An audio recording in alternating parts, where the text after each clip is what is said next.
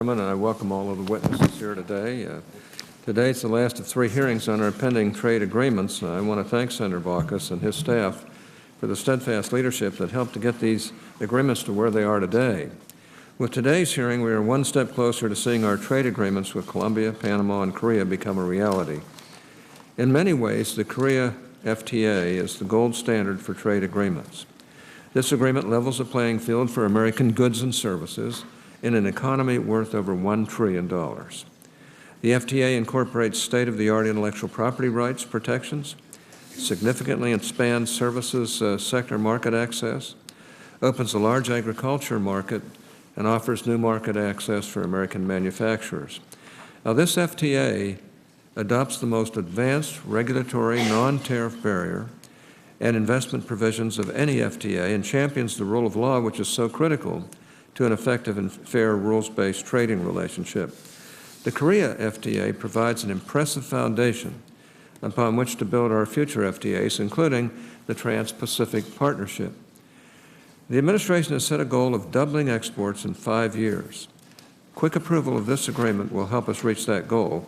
For Utah, South Korea is already an impressive market, importing more than $294 million of goods from Utah in 2009. Implementation of the agreement will help boost Utah's exports even more, as over 2/3 of our exports to Korea will become duty-free immediately. And it will help all other states as well. The sectors that will immediately benefit from the agreement's tariff cuts reflect Utah's economy, including computers and electronics, metals and ores, machinery, agriculture, and services. But the benefits of this agreement for Utah go far beyond just reducing tariffs. By adopting the strongest intellectual property rights, regulatory reforms, investment protections, and transparency provisions, the Korea FTA will ensure that Utah's companies, farmers, and workers realize the full potential of the South Korean market and every other market in the United States, too. By protecting the ideas of Utah's and other entrepreneurs in our society and providing a level playing field, Utah will be in a good position to double our state's exports again over the next 5 years.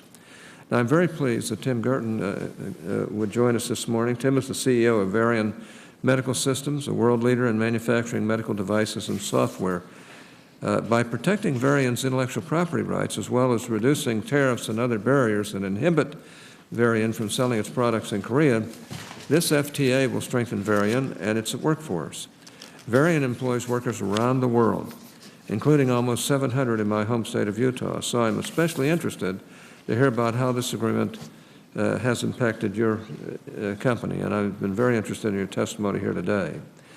As I noted earlier, today is our last hearing on the 3 pending trade agreements. Although the Korea FTA is certainly the most economically significant, it is critically important that the President submit all 3 agreements. Achieving approval of all 3 agreements remains my #1 trade priority. And why that has not yet happened remains a mystery to me. I do not understand the President's excuses for further delay. Lack of support is not the issue.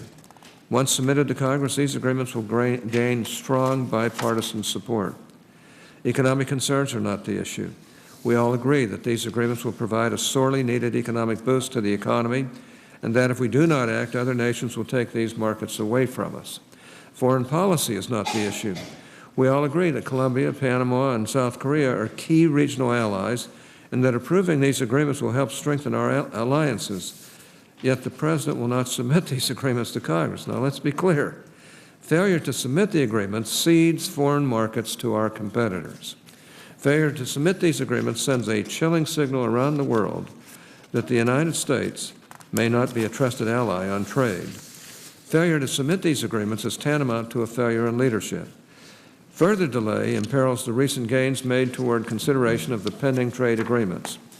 If we do not have the opportunity to vote on these agreements this summer, I'm afraid we never will. So, Mr. Chairman, please don't let the summer slip by, or Mr. President, please don't, and the Chairman too, but Mr. President in particular, don't let the summer slip by before sending these agreements to Congress. The American people and our allies, I don't think they can wait any longer, so we need to do this. Thank you, Mr. Chairman. Thank you.